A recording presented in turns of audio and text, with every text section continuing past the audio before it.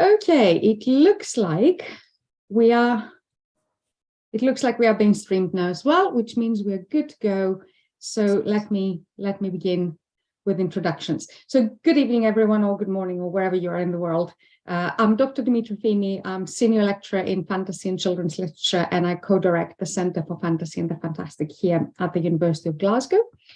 I also lead the HRC-funded research network, Future Voices of Scottish Science Fiction and Fantasy, which explores how creative practitioners like authors, artists, musicians, etc., imagine future worlds and respond to rapidly changing global circumstances, concerns, and anxieties through science fiction and fantasy writing or art or creativity of any kind. This network is the first step towards building a strong collaboration between academics and practitioners and fans, working towards, with a view to contributing to the agenda and conversations leading up to Worldcon 2024, which is going to be held here in Glasgow. And my co-investigator, Professor MacLeod Stewart, is also the chair of the Glasgow Worldcon. We would like to thank the HRC for funding this project, as well as the project steering group made up of science fiction and fantasy publishers and editors and academics, Glasgow Worldcon and other convention committee members, and also the Scottish BIPOC Writers Network. Tonight's event is the third of 4 public events that the network is organising, and we're focusing tonight on representing social issues in science fiction and fantasy. And I'm really delighted and very excited to be welcoming 4 brilliant creative practitioners, and we'll be hearing from them tonight. So I'll introduce them in a minute, just to remind you a few practical things. First of all, as if you are thinking of questions as they're speaking and as they're having their opening sort of statements and sharing of their creative practice, please do use the Q&A to post questions. You can continue to use the chat just to talk among yourselves and sort of comment, etc., but the Q&A is where we will be looking for questions from you, so please use that. Also, just remind you that the event is being recorded and live streamed at the moment via our YouTube channel, and that the recording will remain in the Centre's channel permanently. The chat will also be saved so that we can preserve ideas and share suggestions and all of these things. Remember that this event, as all of them, are covered by a number of codes of conduct documents, such as the Centre's, the Worldcon one, etc. Okay, so I will introduce our practitioners now, and I think we're going to go each one in turn. So I will introduce each one first, and then they will do their first reading or first sort of response to the question. And then I will hand on to our chair for the day. So first of all, Luci Holland. Luci Holland is an award-winning composer and sound artist who produces music for screen and concert.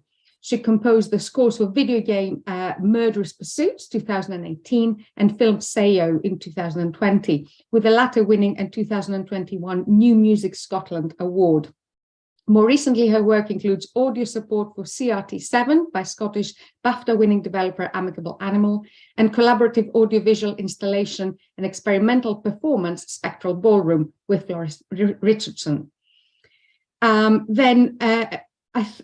think this is it. I think I haven't got this completely messed up and I haven't mispronounced anything, I hope, Luci. So let's hear from you first then, then I can move on to the next one. So I'm going to just quickly mute myself, and Marita, if you can share. Hi everyone, thank you so much Dimitra for that lovely introduction, and thanks Marita too, who's my glamorous tech assistant with some slides, thanks to my technical difficulties, ironically, as a creative technologist. But yes, I'm a composer and musician. I mainly create music for media, both on screen, like with films and games, and with audiovisual installations. And I think my experience with sci-fi and fantasy content directly is probably more limited, but being invited to join this panel has got hearing a bit of an echo somewhere. Maybe that's just me. But being invited to join this panel has really got me thinking about how I've engaged with the genre as a composer and a creative, and what has come from that. It's not an angle I've thought too deeply about before. It's prompted me to think about what attracts me, or what I've gained from the fantasy projects I've been involved in. And I think ultimately it's about the space provided, potential in fantasy to express your ideas and stories without inhibition. That's really so out to me so much over the years. Still hearing a bit of an Still echo, hearing a just bit to of let an you know. echo, just to let you know. Marita, can we have a little at the situation with the recording? I'm just wondering whether that's causing the echo. I'm muted and everything seems to be going normally, so I don't know that. I don't think the echo is from this end. Okay. I'm happy just to chat. I'm happy just to chat without slides, if that helps. If that helps. Um, We should be okay. I don't know. Maybe it's just me as well that's hearing it. I'll keep going. All right. So I've picked out a couple of projects here that I've worked on that I think are a bit more related to the genre and my experience with sci-fi, or probably more particularly fantasy. Next slide, please, Marita. Since this is a sort of natural pause there, Luci, is it possible you've got two screens open? Two screens open. I don't think so. Right. Oh, there's a good tip in the comments here about shared audio. Luci, do you want to try and speak again? Yeah, absolutely. So just to give you a quick overview, there's my piece. Sorry, it's so distracting. This is Murder's Pursuits that was mentioned earlier. It's a stealth game that's set aboard a Victorian era flying ship. Next slide, please, Marita. Thank you so much. So this is one of the audiovisual installations that have been worked on. Oh, it's gone. No, it's back. Sorry. One of the audiovisual installations that were mentioned. It's called Refraction. It was an audiovisual installation that invited the player to explore an imaginary, invisible, and watery themed world. It used some tech, including an Xbox Connect, to register when someone was in front of it and moving, and that movement would cause watery sound effects and visuals to come into action around them. Thank you so much, Marita. Next slide, please. So sorry, everybody. I'm not sure if I can help turn it off. This is from Sayo that was mentioned as well, an award-winning film and score. I was very honoured and lucky to be involved in this. And I imagine through some of the discussion later, this might be the thing that comes up the most for me. It was a live action film that portrayed the personal story, a real story of the actress in the film, but it was told through the genre of fantasy. So it was kind of a fantasy retelling of something that happened to her, her story of grief throughout. And next is we have a very short clip from the film that hopefully we can see and listen to.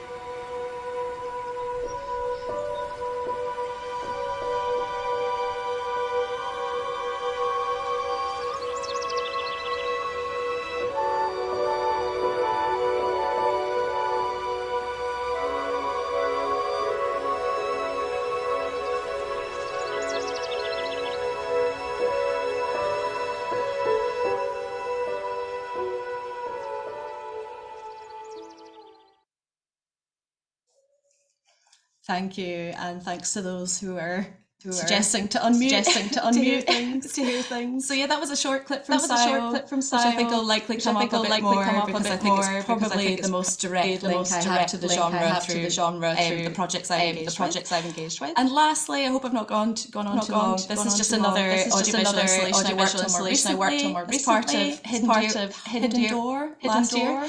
It was an installation and a live performance and a collaboration with visual artist Florence Richardson that ghostly scene of musicians playing musical snippets and exploring the memory of the building itself, the old Royal High School where the festival was. And we built this installation and performance using fragments of music and sound from the National Library and films that were made in and around the time being active. So I think that's everything for me for now. Thank you so much for having me. I'm really very interested to see where this discussion goes and to learn from you all. Great, thank you so much, Lucy. I think our attendees have somehow managed to work this echo issue out, which I'm very grateful for whoever came up with the advice. Thank you so much. Okay, I'm going to move on to Gordon next. Gordon Johnstone is one half of Post called Prom Queen, a duo of producer-composers in Scotland, and some of you will remember we had the other half in one of our previous events. They create unique retro-futuristic soundscapes fused with their pop sensibilities. They're also the hosts of the Last Question podcast, where they interview people at the cutting edge of science and invite them to speculate wildly about the future. So, Gordon, over to you. Hey everyone, thanks for having me. Really very much appreciated. Yeah, as you just heard, I'm one half of Post called Prom Queen. And the thing that, I think the reason I'm here is because we also did a project at the last Hidden Door Festival at the Old Royal High School. We were on the closing night, and because nobody stopped us, we wrote an opera and staged it. It was an interactive referendum about first contact with extraterrestrial intelligence, kind of wrapped up in a sort of satirical thing about the Scottish referendum, independence referendum in 2014. It was every bit as ridiculous as it sounds. And the album of that is coming out in April, which we're very excited about. We spent the last year recording it, and we're going to take it on tour around the world a little bit. It will be in Canada, Estonia, Wales, the US, and a few other places. When I'm not doing music and making a bunch of noise, I work for the Data Lab, which is a part of Edinburgh University, and it's the Innovation Centre for Data and Artificial Intelligence. And my job there is to run international science conferences. And to answer the question from Robert in the chat there, it's called Music for First Contact, and it will be out in April 28th, I believe, if that's a Friday. That's all very, very exciting. It'll be out on CD and all that kind of stuff, and all your favorite streaming monoliths. We can play you a song from that. This song we're going to play is called Free Radio Phobos, and it's about the dark forest theory. And I'm echoing, but this is fun. So if anybody needs to MacGyver the sound, hit view options at the top and the echo, hit mute Maria, and to listen to the clip, unmute Maria.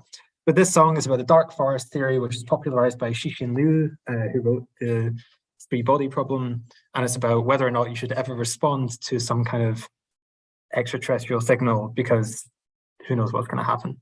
So this is one of the songs from the opera.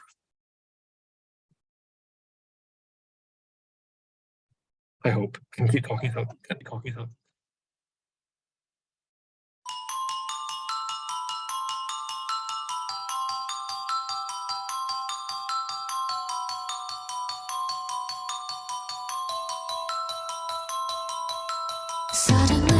Suddenly we find ourselves in spotlight.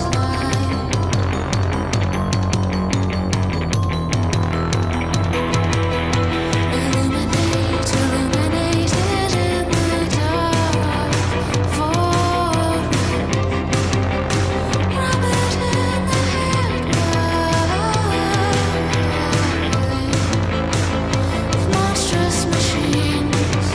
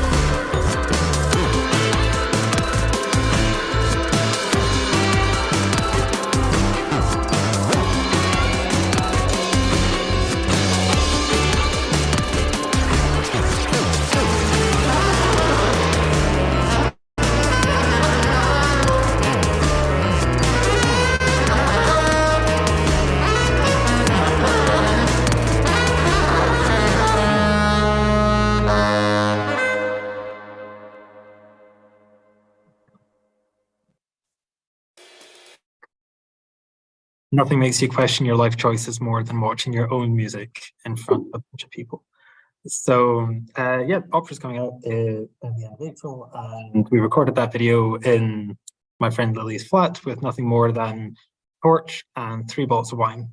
And as you can see, that's all here.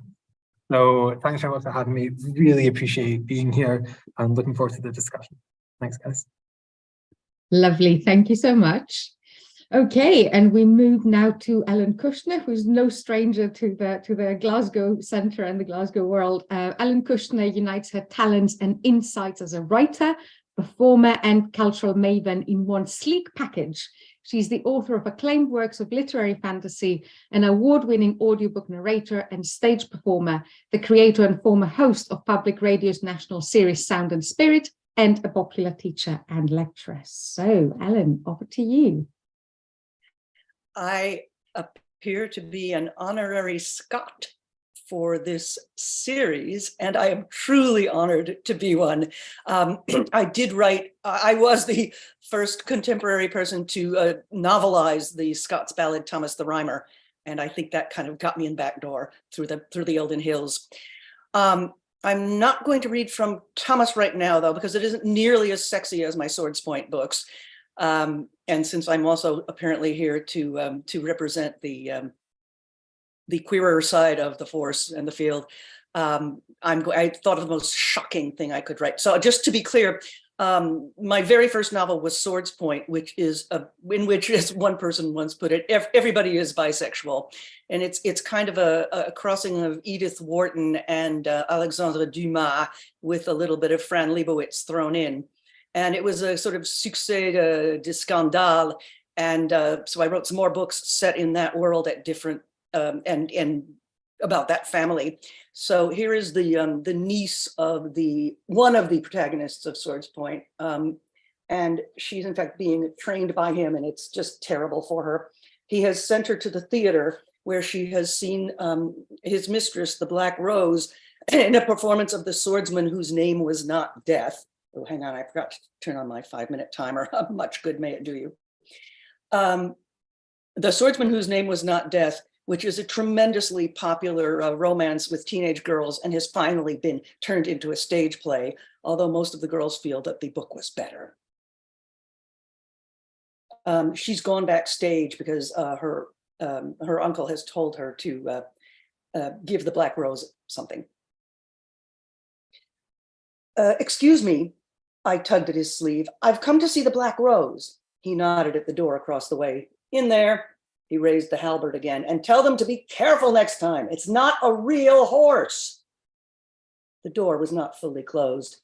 I stood for a moment, pardon me, trying to breathe normally, to get the feel for where I was and what I was doing. I heard a woman's voice inside. God, you are the biggest tease in the world. I'll have that. Kiss now, Rose, if you please. Oh, explanation. The part of the young man who is desperately in love with Rose's character is always played by a woman in travesti. There was a low, throaty chuckle. I recognized it from Stella's ball scene. Why not? You worked hard for it.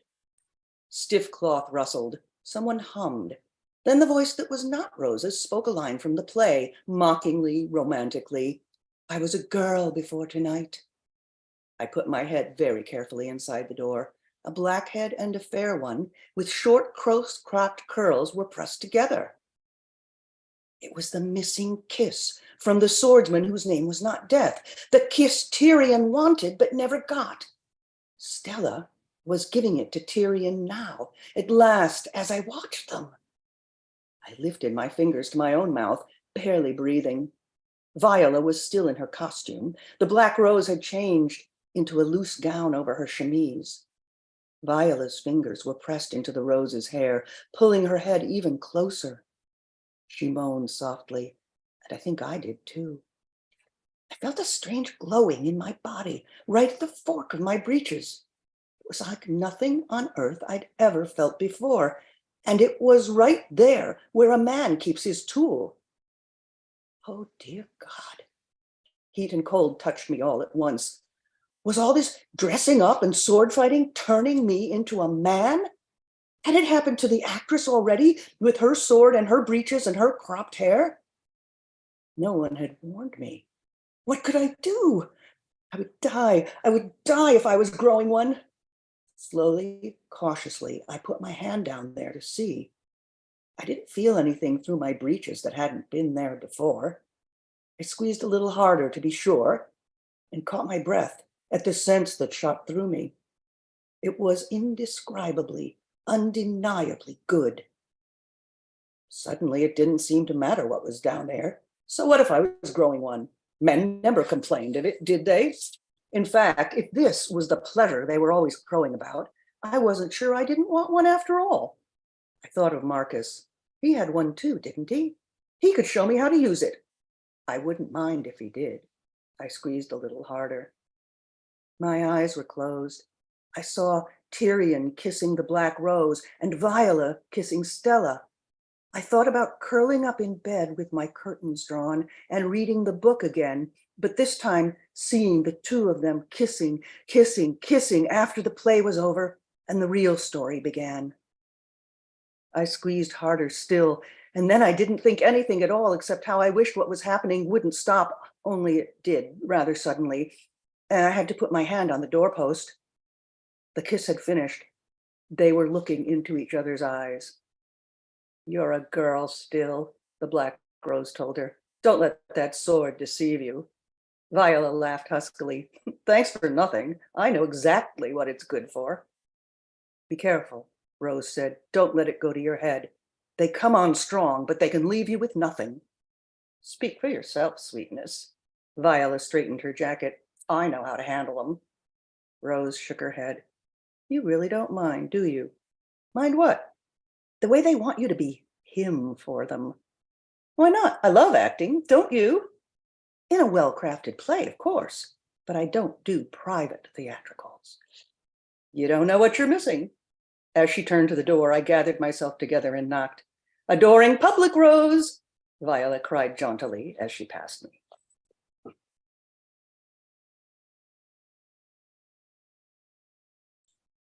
That's from the second in the Swords Point books, The Privilege of the Sword. It is in print in the UK with a different cover. And I understand translations are around as well. As far as I've seen some lovely covers abroad as well. Lovely. Excellent. Yes, and Marita has put a link to Ellen's books. Great, excellent. Okay, so the last thing remaining for me to do is now to introduce our chair, and then I will disappear and you won't have to, bother with me anymore. And this is our chair for tonight is Ken MacLeod, who probably needs no introduction, but I'll do one anyway. So Ken MacLeod is the author of 18 novels, from The Star Fraction in 1995 to Beyond the Hallowed Sky in 2021, and also an author of many articles and short stories. He has won 3 British Science Fiction Association Awards and 3 Prometheus Awards, and been shortlisted for the Clark and Hugo Award. I will now pass on the baton to Ken to chair this discussion, and I'm really looking forward to learning from all of you and asking my questions as well. Remember, questions on the Q&A. Thank you all. Ken, over to you. Thank you, Dimitra. And thank you all for your readings, performances, and sharing of something, slides and music, yes. Okay, I'll just talk briefly about our kind of subject matter tonight of the social and political changes and themes as they're reflected in science fiction and fantasy, and how these genres and work related to or inspired by them in various media can change our thinking about real life issues. So right from the very beginning, which arguably is Frankenstein by Mary Shelley, science fiction for certain has seen itself in many cases as an attempt to make a political or philosophical or social point. The novel Frankenstein is full of fascinating insights into radical Enlightenment philosophy and thinking about politics and so forth. And we can go on, through the through the 19th century, where there are many different kinds of speculative fiction. There are some obvious names. There's H.G. Wells, Karel Čapek, Aldous Huxley, George Orwell, and there are also the names in genre SF. We have names like Joanna Russ, Ursula Le Guin. Thank you, Ursula. Kim Stanley Robinson, Ian Banks, and in more, perhaps closer to the main current of the genre as it's been expressed in the United States and North America and the UK, names like Heinlein, Niven, Purnell. There is libertarian and military SF generally. There's been subversions of these subgenres by people like Lois McMaster Bujold, one of my fave SF writers, and many, many more. More recently, we've had science fiction dealing with issues of climate change, which has even crept into mainstream novels and become a trope there, I think. And questions of, within the genre itself, questions of sex, of race, of gender, and science fiction and the representation of science fiction and fantasy from outside Europe and North America have come to the fore and have been promoted notably by magazines such as Strange Horizons, and people like Jeff Ryman and many more have attempted to bring these voices to an audience that might not otherwise have heard them. So I think I'll begin by asking the participants in turn how they see their work relating to political, social, whatever issues in the present day, in the past, in the future. And I'll take it in the order in which you came. So I'll start off by handing the baton over to Luci. Thank you, Ken. Yeah, like as I mentioned, I guess my role is largely as a collaborator and creator for quite often media or projects or ideas that have already formed as an idea. So I'm quite lucky maybe in that I get invited into these fantasy settings or worlds, and I'm invited to collaborate in that world and create for it. And I think particularly, especially like I was saying with the Sayo film earlier, which was it was basically a story of the actress's grief in the film. She'd lost a family member, and the story was a kind of fantasy and spiritual retelling of her experience of that. And so again, this panel really prompted me to think more deeply about what that meant and my connection with, you know, quite often I'm aiming to find an emotional connection between the story and what they're viewing and the viewer themselves. And in that, I guess I'm exploring what fantasy means as a sound and what it sounds like. But particularly with this, I think the fantasy genre itself really opened up that world and its story. It was a very interesting take at first, I thought, when they approached me about the project and told me what their plan was and told me that this was a real story that had happened to somebody and she was a part of the film. It was a really unusual setting, and actually all happened during the COVID-19 pandemic itself as well. And ultimately, the way that they told that story, it was a really sensitive and thought-provoking means into understanding someone's experience, a very difficult experience and powerful one to talk about. And it provided a way of talking about it and connecting through their story with this. And that, for one thing, is something I've thought about in terms of a collaborator within the fantasy world, and how it can really remove barriers, I think, or inhibitions. Through that nature of challenging reality, it just kind of broadens your horizons. But also, you know, working on that project itself, I mentioned it was during the pandemic. It was a very difficult time for creators and all sorts of people everywhere. It was a really meaningful space and project to be involved with at that time for me personally as well. And ultimately what we ended up doing was creating the score by bringing together musicians around the world remotely to record it because there was no way to do things in person at that point. And it became another creative outlet through that project and through that story for this network of musicians that were working on it at the time as well. So I think maybe indirectly in a rambly way, that's kind of how I see my role within the genre and what kind of reflections it's provoked in me, I suppose. Thank you. Somebody has brought up the question, what does fantasy sound like? But perhaps we can make that later. I really like the idea of fantasy giving, as it were, emotional permission or permission to explore emotions in a different way, perhaps to distance ourselves and then bring ourselves back in, perhaps changed. On the topic of music, Gordon, I've seen you and your partner in crime, Luci, at one or two Horizon events in Edinburgh. And, you know, I've sometimes thought that, well, I instantly thought, actually, the first time I saw you guys, that you're the kind of people that I would definitely put in a bar in one of my stories as performers. And indeed I almost have already in one story. And you can expect to be shanghaied onto my spaceships again at some point.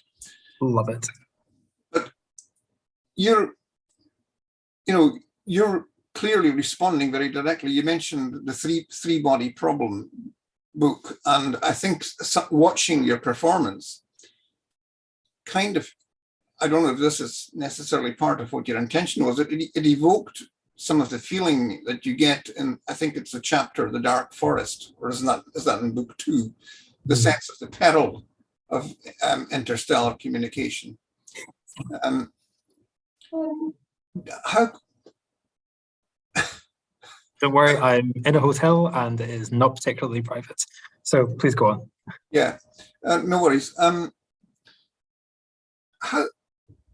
could you tell us a little of how you relate to the actual genre itself? Are you a science fiction reader, viewer, participant in some way, other than, you know, doing gigs for us nerds?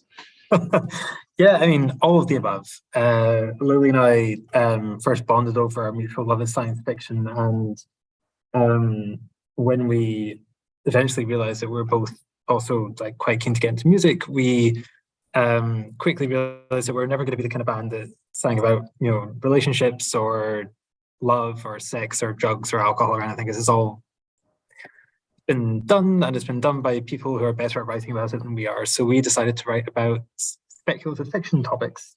The last album that we released as Postcode Prom Queen was a hip-hop album set is like 50 years in the future. It's called Music for Hypercapitalists, and it was all set inside a fictional job interview that was all very bleak and dystopian and funny.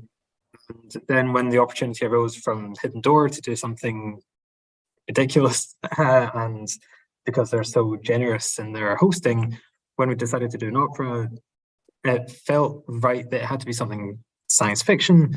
And we realized that Scottishness is not something that you often see in the distant future. It's, apart from the Doctor's name in Star Trek, his name has immediately escaped me, McCoy, is it? There aren't that many famous Scottish people in space, and there aren't that many famous Scots in space. So we thought we wanted to put Scotland in a kind of world where it doesn't often get portrayed. And also helped that we really wanted Creative Scotland funding, and that is so many boxes ticked. But it works out really, really nicely, and we live and breathe sci-fi, and my job is often very sci-fi, and the podcast that we run together, The Last Question, that's very sci-fi because we're asking people to speculate about the future, and we have nanotechnologists and quantum biologists and people from the James Webb Space Telescope and NASA and all that kind of thing, all coming on and just speculating about how the future might look, and that all influences our music because we're we're very, very keen to try and always put something at least reasonably positive out into the world, and the future should be positive. And when it comes to the perils of interstellar communication, the dark forest theory says that if you hear a signal and you speak up, there's a very good chance you can be annihilated, because that kind of acts as a great filter. And we were trying to relate that to something in real life that we could make satirical. And the independence referendum kind of lends itself very nicely to it, because the choices were, do we kind of cower and hide and choose not to do anything adventurous and bold, or do we risk utter annihilation? And obviously we all know how the referendum went. But on the night of the opera at Hidden Door, people voted 96% in favour of voting yes and making contact with aliens, which I think speaks to the lack of stakes on the night. But it was a lot of fun, and people seemed to have a really good time. But we strongly believe that science fiction shouldn't be like a sort of geeky and nerdy thing, because almost every big blockbuster film is science fiction in one way or another. You know, so many books are, people don't realize what sci-fi is. And I think a lot of people don't realize that maybe we're technically a sci-fi band because we just sound like how we sound.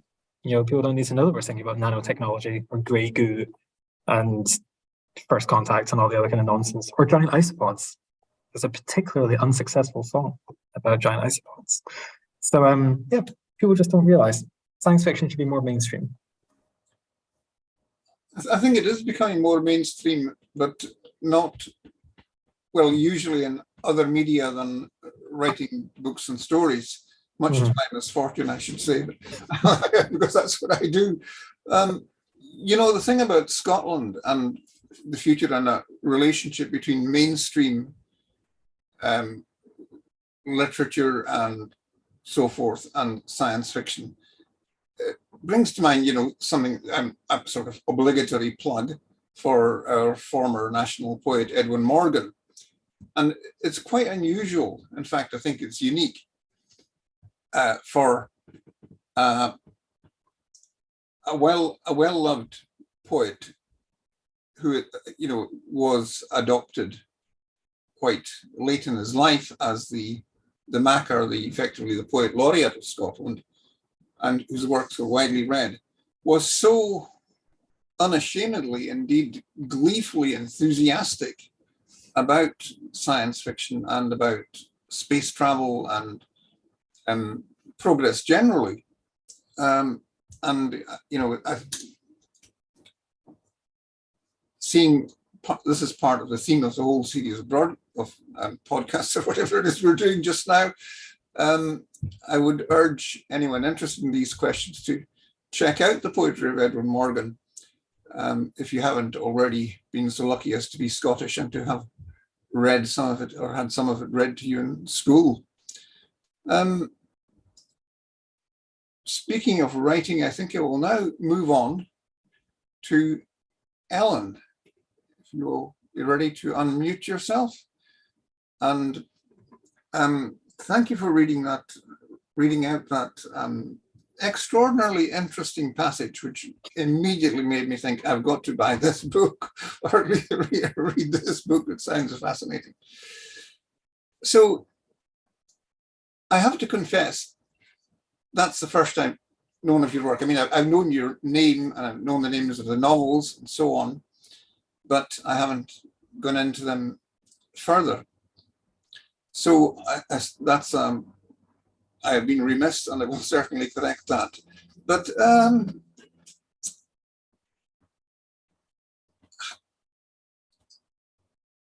obviously, bringing I don't know if this is the correct term, but queer issues into the forefront of fantasy, which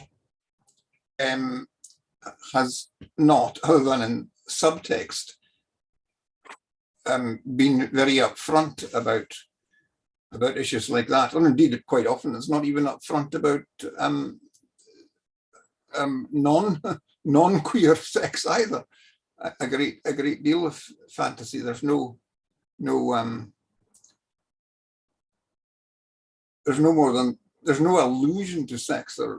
even sexuality really in Lord of the Rings, for instance, which is the blockbuster fantasy. So, Ellen, what first attracted you to bringing queer issues into fantasy? Darling, I paint what I know. It was not a deliberate choice. It was the story I felt like writing. And what fascinates me always is that what I get from the readers in response, that I will think that I'm not being particularly I just have to pause and say I was tremendously intimidated when I realized I was going to be on this panel, a panel with this title, with Ken, who is overtly political and who does not shy away from this in his science fiction. I would also, I think I can tie together both what Ken has been saying and what Gordon has been saying, which is that we have so many blinders on because there are a lot of presuppositions. I mean, if you know that there's this girl, Ellen Kushner, and she writes fantasy, unless you may very well think like, oh yeah, well, I don't read that girl fantasy stuff. I know so many people who will not read science fiction / fantasy because I don't like that kind of thing. And of course, it's always tremendous to me when there are people I know and work with, and they'll read the book and they'll go, I don't usually like that kind of thing, but this was good.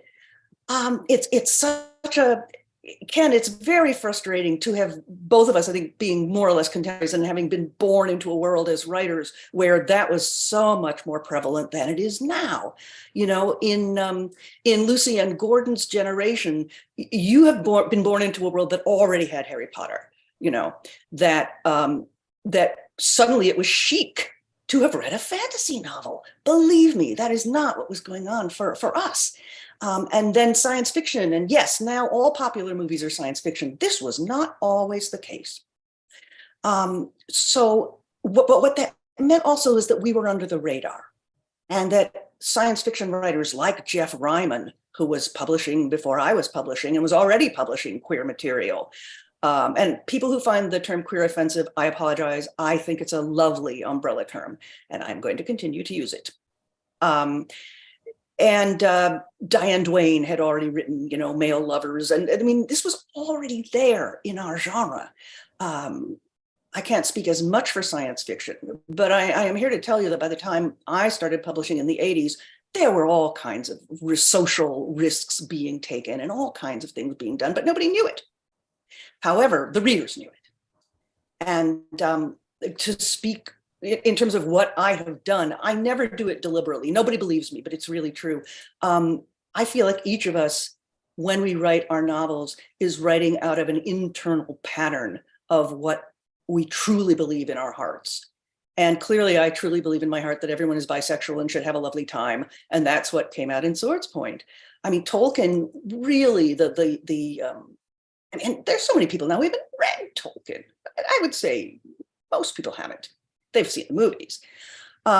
You contend he was writing out of the pattern of what was in his heart. I mean, not that he didn't enjoy sex, but that what he was trying to do was something else. And I think one reason those books are so loved and have so much potency is because of his passion for languages, for an imagined past, for taking walks in places where there are trees. A friend of mine recently said that you can always tell who the bad guys are in Tolkien because they're the people who do bad things to trees.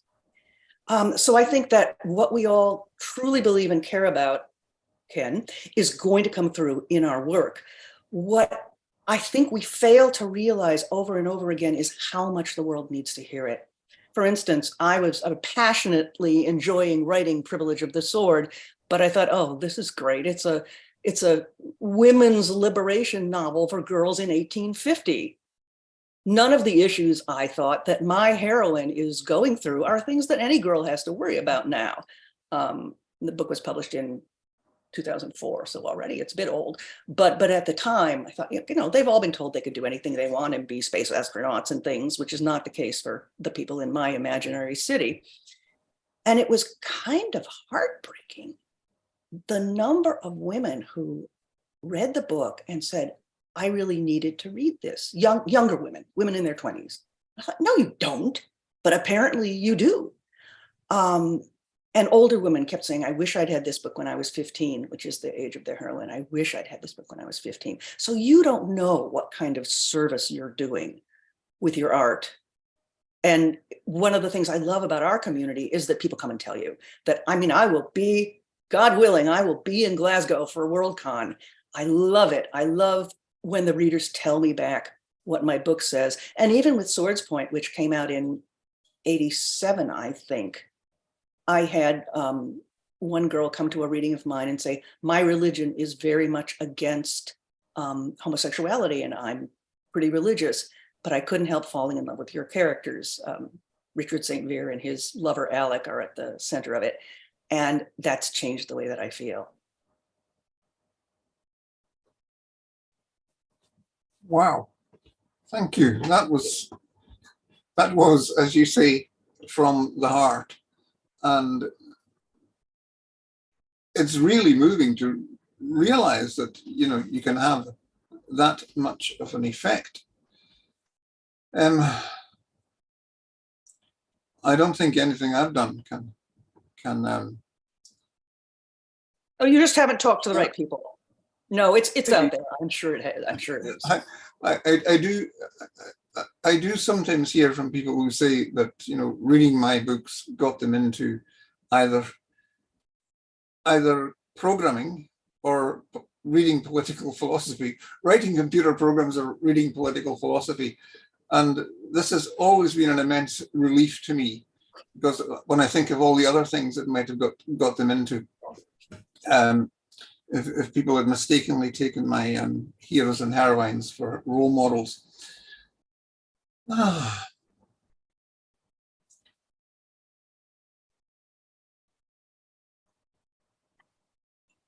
I think I'll take us through one more cycle and ask the question,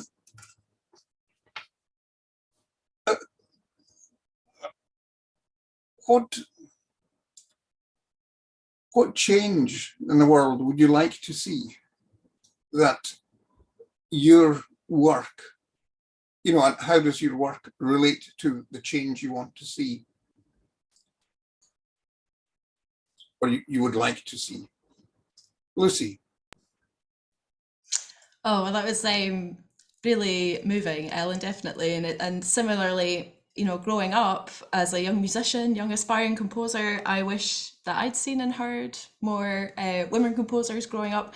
And over time, you know, and during my career and the struggles of, you know, being a freelance creative, as we've all had in various ways, I've learned to, I think, embrace my own creative voice and methods and my particular approach to composing music. And I have now, I think, more of an understanding and an ambition of that role too, in trying to contribute in some small way to representing female identifying creators in the industry. The BAFTA Games Awards are coming up. I'm quite active in games music, as I mentioned, and I run a video game music radio show weekly with Scala Radio, which is a lot of fun. And so coming up, we're celebrating the BAFTA Games nominees and previous BAFTA Best Music winners, and it reminded me that there's only ever been one women composer who's won a BAFTA Game Award for Best Music, and that was in 2016 with Jessica Curry, who's a fabulous and incredible composer, and also quite an outspoken creative about these similar issues. And so it's really struck me as the way that Ellen phrased it. You never know what service you're doing with your art, in the same way that somebody like Jessica has inspired so many young, well, not necessarily young, but women composers or female identifying composers. I can only hope to have some kind of similar legacy and difference to someone through my work. And again, I'm not sure if I've ever deliberately chosen to work in fantasy or with that genre. I just seem to drift towards it. I also enjoy the media for it myself more casually as a hobbyist, but it's always seemed to have come across my path with the different creative projects that I work on, and I think that in itself as well is a great space and opportunity, and opportunity to add to that cultural landscape and represent your own voice, and hopefully continue to make change and add something to supporting others in the same way that has happened for me. And I will believe it, Ellen. Thank you. could you say a little more about gaming, because this is an area of fun, if you like, that I don't relate to very much. I mean, maybe a generational thing, but my impression of gaming is that it's a very male-dominated world or area of entertainment. How do you find it working as a young woman in that space?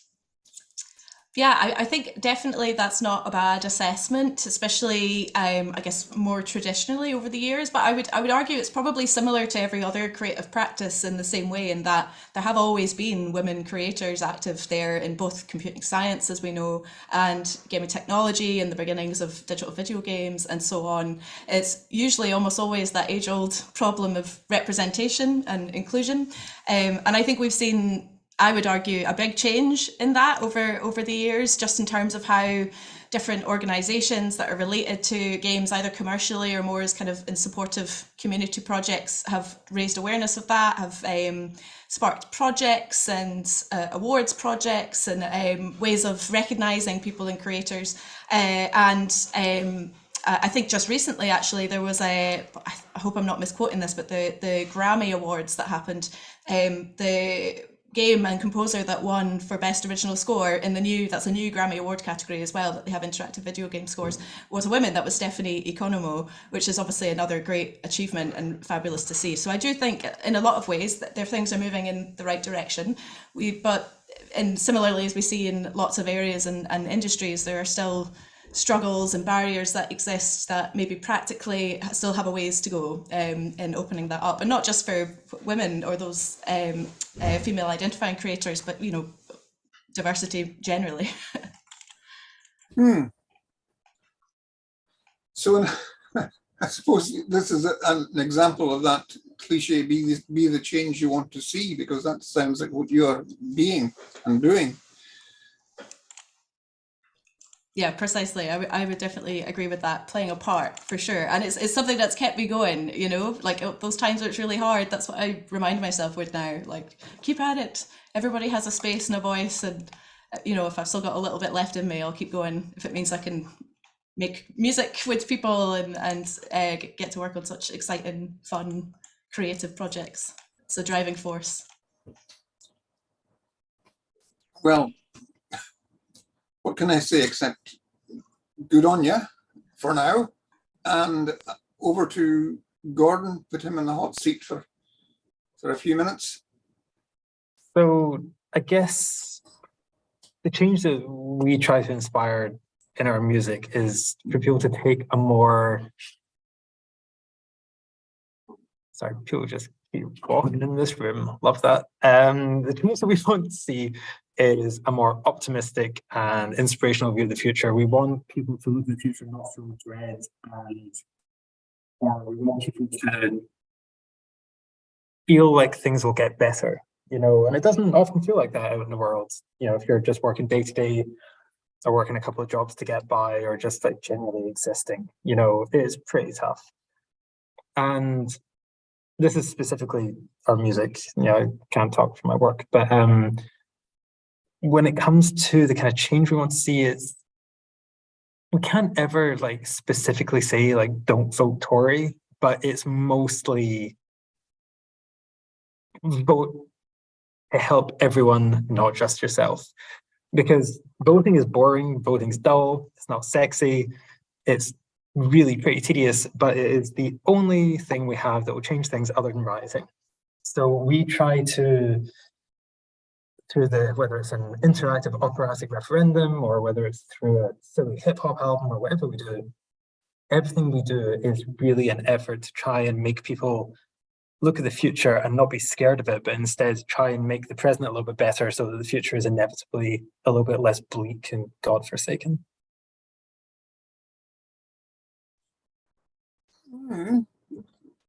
But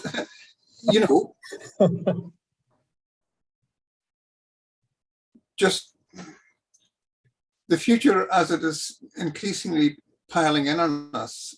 I saw an interesting piece this week's New Scientist. That's how I start an awful lot of conversations, I have to admit.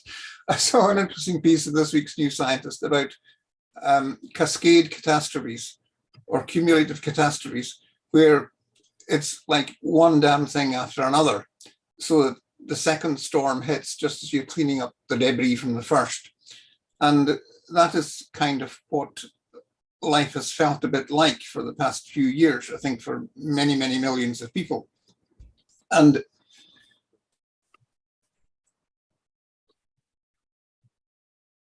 it's issues, we thought, if you thought Brexit was bad, then you got, or was it, which one came first? I forget. It's been one damn thing after another. Brexit, Trump. Then, just as we were getting used to that, there was the pandemic. And then just as we were coming out of the pandemic, there was the war. And the war could get worse. And so I very much agree. And, one of the things that I plug on myself, or implicitly bang on about myself, that humanity has potentially has a bright future, and that we should never forget our capabilities and our positive strengths. But at the same time, I usually, have a slightly more cagey or cockney message that things may well get worse before they get better. I use the phrase a long-term optimist, but short-term realist, if you like. So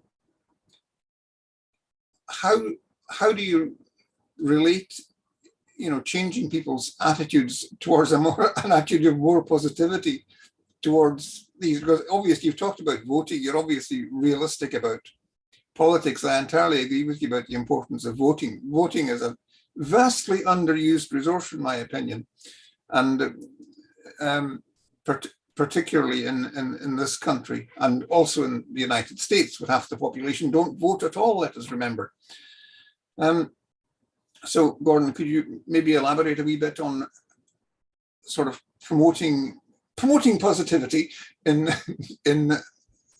a personal level, an artistic level, and the bigger picture? I think often it's not always about promoting positivity in a sort of thematic way, because a lot of our music doesn't sound particularly positive. Sometimes it's very dramatic, and especially the new album is very in your face, like big, bold sounds and everything. It's more about trying to promote positivity and optimism in a sort of longer termish sort of feeling, but you can only really ever think about the long term if the short term is somewhat taken care of. It's very difficult for anybody who's like living, paycheck to paycheck to think more than a month in the future, because everybody is struggling and the world is pretty terrible. All I can do, and all we can do as musicians, is really to give people just like brief little glimpses and windows into a more positive world, into a world beyond the struggle, into a world like whether it's 10, 20, 50, 100 or 1,000 years in the future.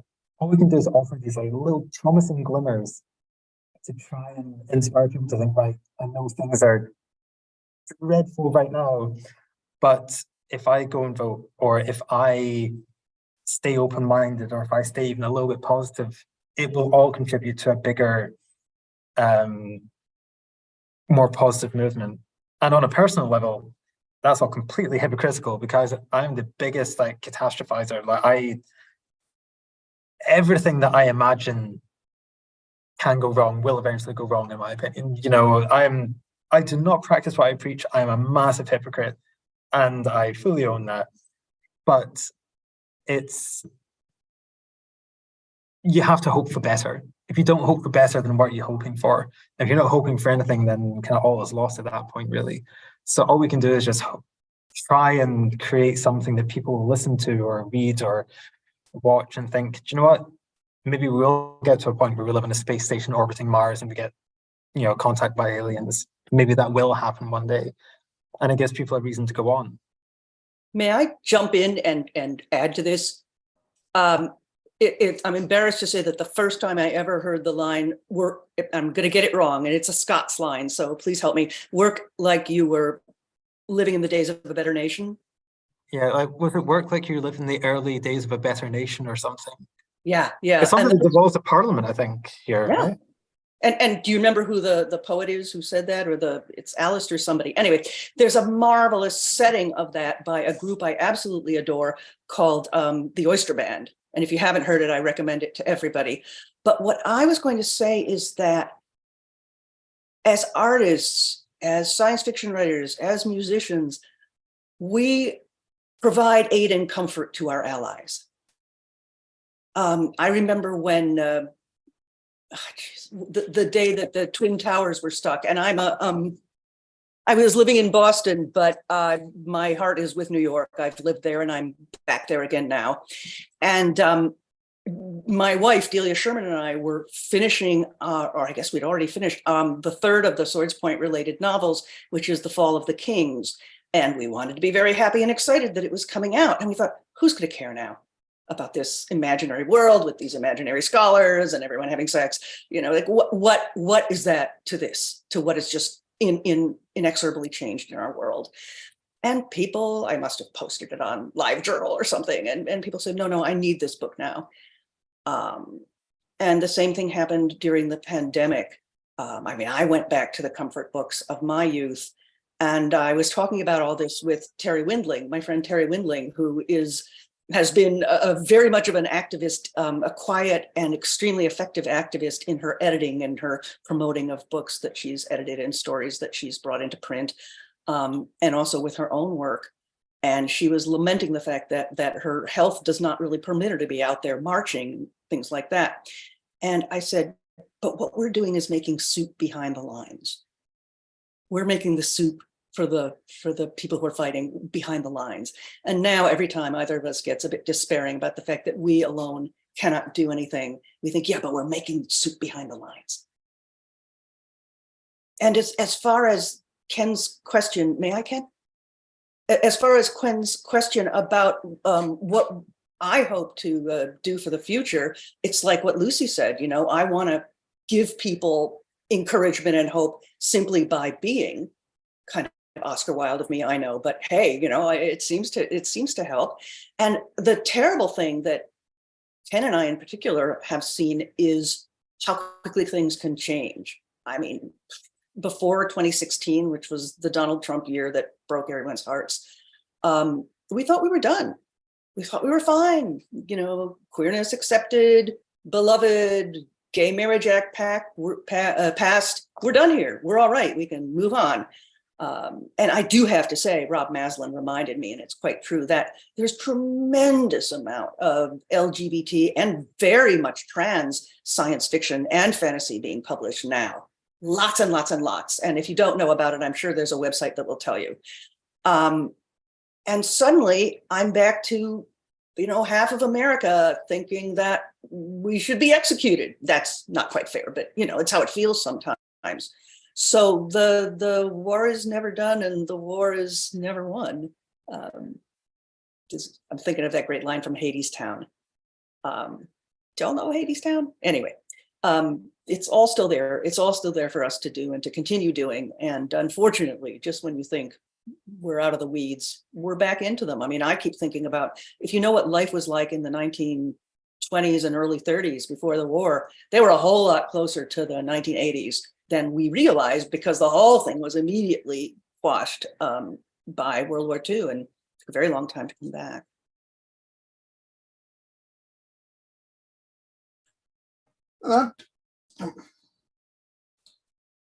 The question that has come up from the audience, and it is an example of incredibly rapid change that people have asked, is for everyone, and that is how.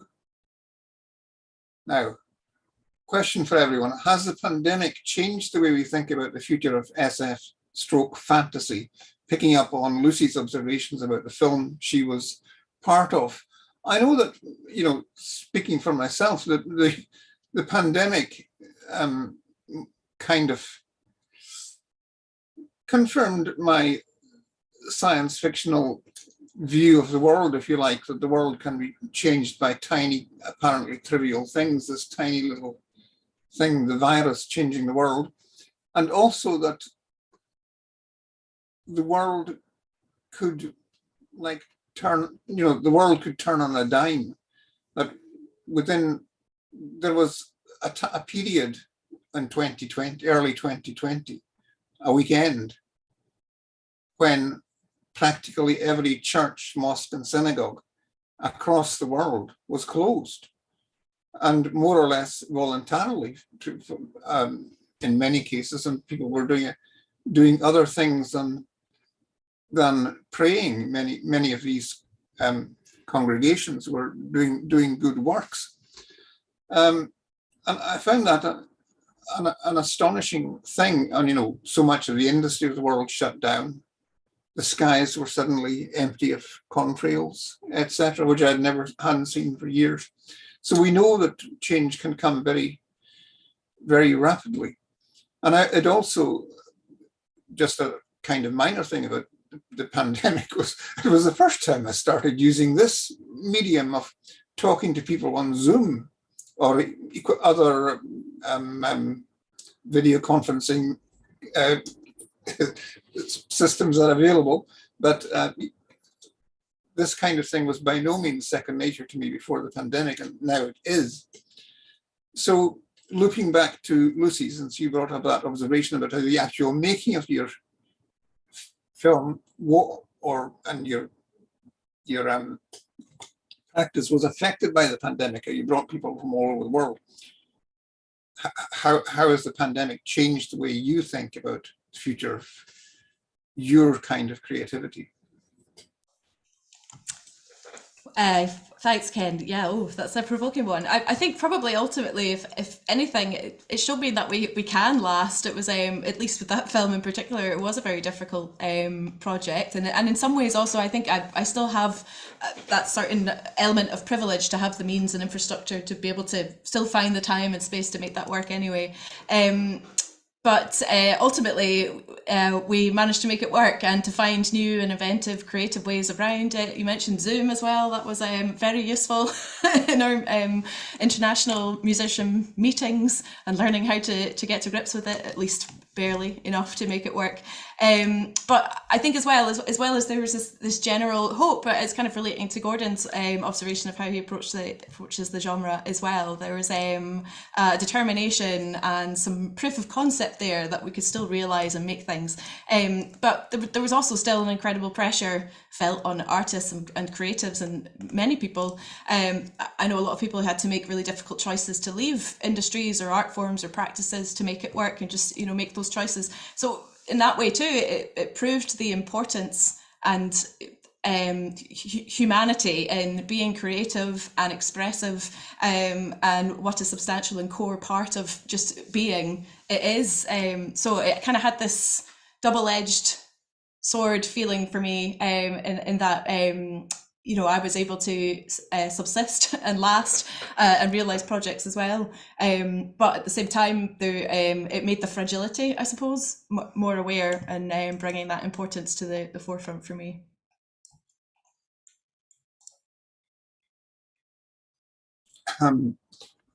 Gordon, your comments on this question? Well, pandemic is a weird one because I was put on furlough, and honestly, all I've ever wanted is to get paid for not doing anything. That's been my dream ever since I was a child, and I finally got to live that dream, and it was great. Then I was made redundant, and suddenly the crushing weight of capitalism came bearing down upon me. It all worked out for the best, and I'm very, very lucky for that. But in terms of our creative output,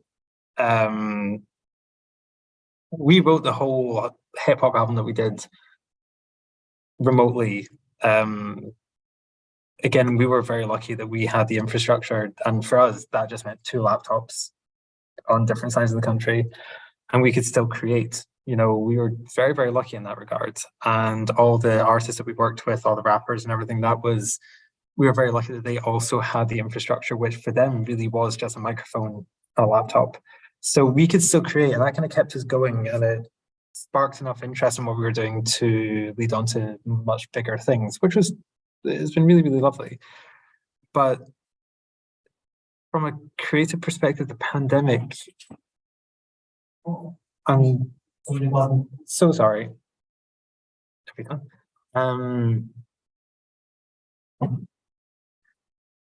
Pandemic was a weird one because it didn't stifle our creativity, but it stifled our ability to socialize, and that really had a knock-on effect on what we were doing.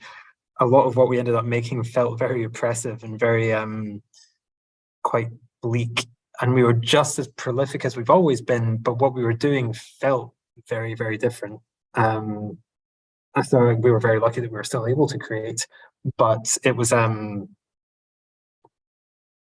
like, nobody found it fun. But it was a bleak time. But for musicians, we're still feeling that. You know, all the fees that we get are the same pre-pandemic as post-pandemic, despite inflation being through the roof. You know, nobody's getting paid anymore. The creative arts are so wildly undervalued, and the pandemic hasn't changed any of that. All it's meant is that we're all poorer and there are fewer opportunities, and the funding's been cut, and we're still getting paid absolutely nothing. So anyone who's... All right, stop catastrophizing, Gordon. Never. It is part of who I am. Without that, I am literally a husk. So accurate. So I was going to say something flip about how writers were the least affected by the pandemic, because sitting alone in rooms is what we do already, you know,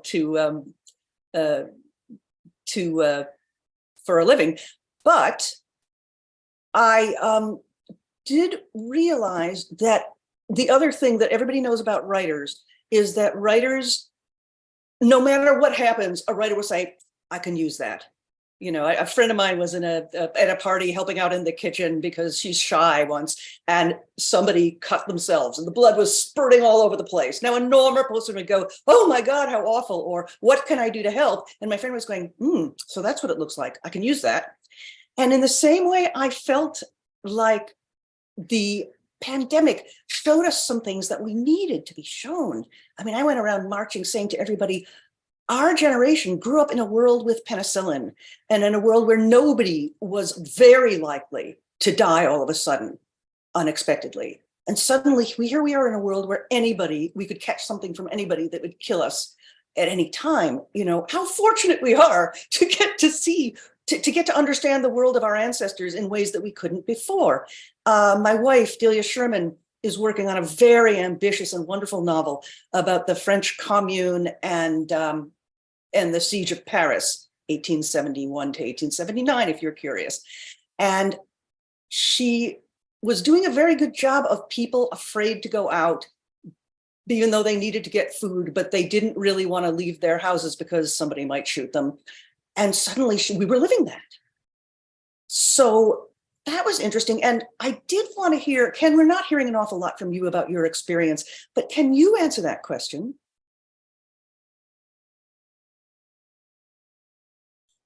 I think I partly did already in terms of my experience. As Ellen said, we did the fact that I sit in a room anyway. I did deeply resent staying inside on through the best summer that we've had for years and years, and I don't think that was necessary. Although the lockdowns in some form were, but the things that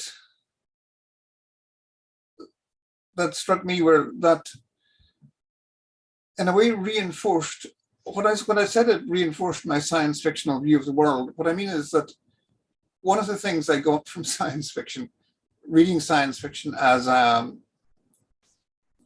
teenager to begin with, was that it makes you take the scientific worldview, world picture, the world shown us by science seriously.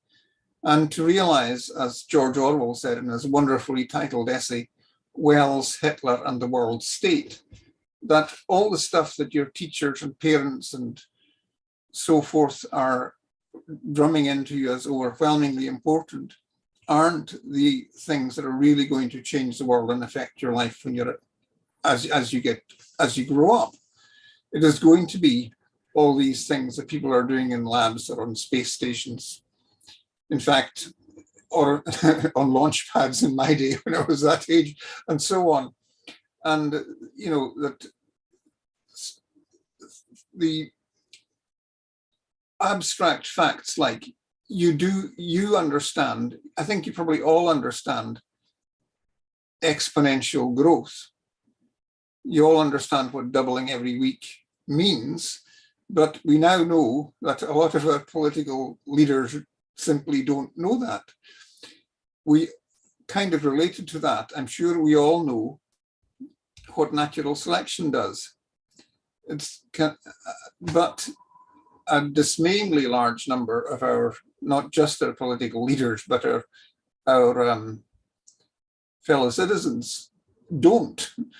And I'm not talking about the arguments about evolution or whatever, just sort of American weird culture war kind of thing. I'm talking about just understanding that natural selection works, and with when you've got things reproducing thousands and millions of times every minute, it can work really fast. So you have to, you know, you can't be complacent about things like rapidly mutating viruses. All of that is the kind of thing that, as I said, these points and the point about how the world can change and can be changed quite quickly make me more convinced than ever, if you like, that science fiction and fantasy are worthwhile means for addressing the real world. I hope that makes sense to everyone. The other thing that it allows us to do, and you mentioned this way back at the beginning, and I think both of our musicians also feel it, is it allows you to come at things sideways. It allows you to engage with things as if it's just a pretend game.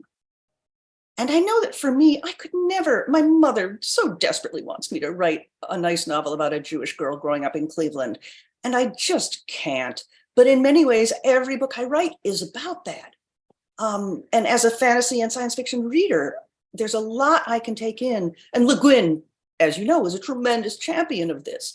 And there are also people who are fantasy blind. Again, I'm sorry, Mother, but she'll enjoy reading something, but the minute anything that isn't realistic comes in, she gets thrown out. You know, that's just the kind of reader she is. And there are plenty of people like that, and that's fine. They're more than, they're not bad people. They have they don't like artichokes. So fine, they don't like artichokes. It doesn't make it a bad vegetable. But for those of us who almost cannot take anything in unless it's, I don't know what to say, costumed, emblazoned in something else, giving us a little sideways way into things, we find it tremendously satisfying. And when it's the good stuff, because there is stuff that's just fun, you're going to have a fun adventure and nothing really is going to happen or change in your mind. But the great fantasy, and the fantasy that got me in the first place, is doing a lot of work. And like Le Guin, for instance, and it's a godsend. And often, as it happens with my novels, when I am told these things, you sneak it in and you don't even know you're doing it. Mm. But that's a bad way of putting it, because what I really do want to say is simply that there are things we can engage with when they're happening to somebody else in a galaxy far, far away that we can't necessarily engage with in a daily way. Yeah, just as a small example of this kind of thing, the other evening, my wife and I watched a film called Waiting for the Barbarians, and I thought it used a very clever science fictional technique. I don't know if it was intentional or intended. The author of the original novel and the author of I think also the author of the screenplay, Coetzee, as far as I know, is not a fantasy or science fiction novelist, but he had the brilliant idea of setting this film, this story about an imperial administrator and a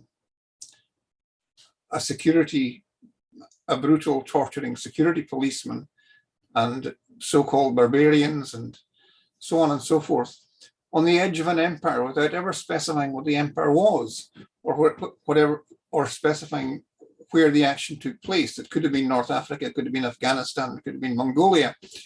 And this alienation effect made the fact that you weren't worried about, did this historically happen under the British or the French or the Russians or whatever, that it was, you saw kind of the essence of imperialism and its conflict with local people, native people, indigenous people. You saw that distilled. And I see Dimitra has pointed out, yes, it comes from the poem Waiting for the Barbarians by Cavafy, a poem I remember reading too, many years ago in school and loving. That to sort of turn that back to science fiction, one of the things that kind of made me laugh watching that quite dark and I think very powerful film was that so much of it reminded me so much of Star Wars, because of the Star Wars universe, partly because the Star Wars universe settings are physically set in North Africa, so it's kind of looping all around, and partly because Star Wars itself, at its best, has that concentrated little dose of venom for imperialism and for tyranny. Can I ask a question before we have to close? I felt my question about music never got answered by Luci and Gordon, which is, do I have time, Dimitri? Is it okay? Which is one more, I think, is absolutely right. Yes. What does fantasy sound like? Because one thing for me as a writer was, I'm writing about cloaks and swords, but I kept saying people, but I'm writing a modern novel. I'm a modern person. I'm writing a modern novel. And so when I was very lucky, somebody was hired to soundtrack and score my audiobook reading of Swords Point. And he made all this like Renaissance fair sounding crap, and I hated it. And I said, you've got to have electric guitar. Like, you can do it, but it has to be electric guitar. The novel was written partly about New York in the 80s. And so I need you to do that fusion. And so for you, as people writing science fiction or fantasy music, traditionally, it all sounds like a theremin, right? Like, do you do that, or do you do something else? Do you feel empowered to do something else?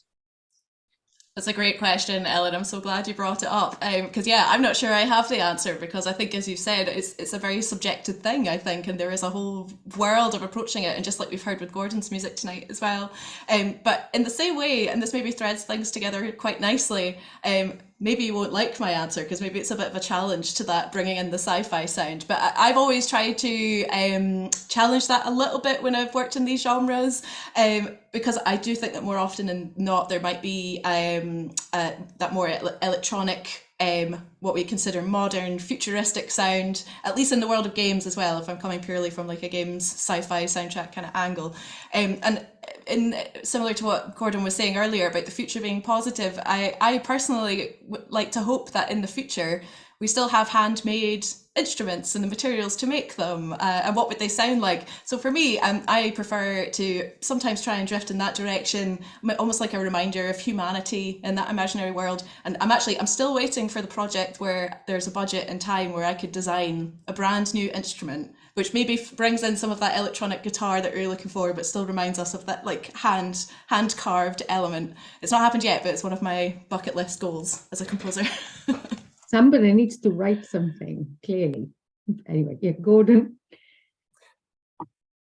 We set out originally to write sort of sci-fi music, and we used electronic instruments because they were cheap.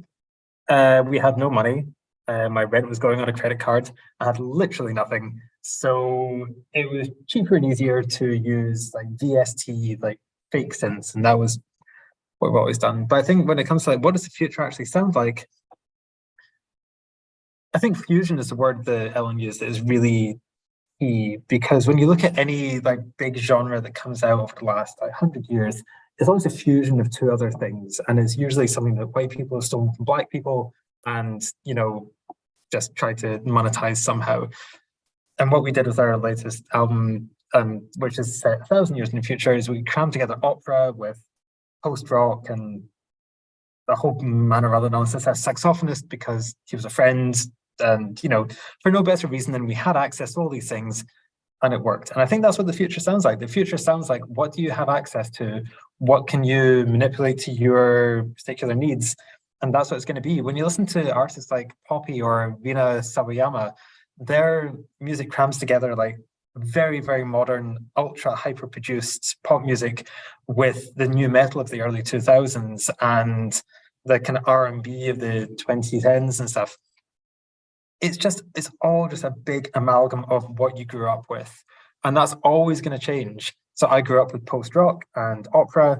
Now I've written a post-rock opera. Rina Sawayama obviously grew up with, you know, new metal and R&B. That's why she's doing what she is now. And that's what the future sounds like. The future sounds like every generation cramming together what it grew up with. Lovely. Well, sorry I had to intervene, but I'm just realizing that if I leave you lot talking, you'll go on for another hour.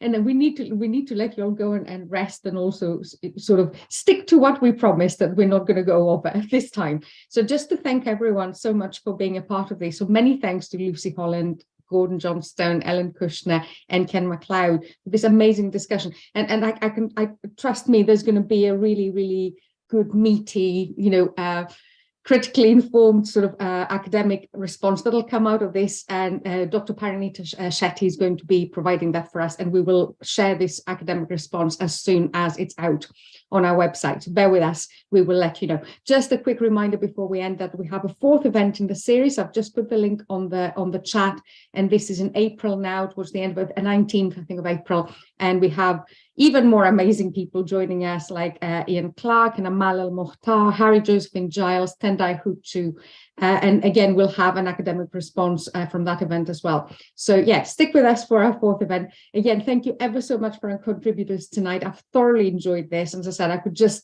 sit here for another few hours listening to it, but yeah, let's be nice, stick to the rules for tonight. Thank you so much. I really, really do appreciate everyone being here. Good night.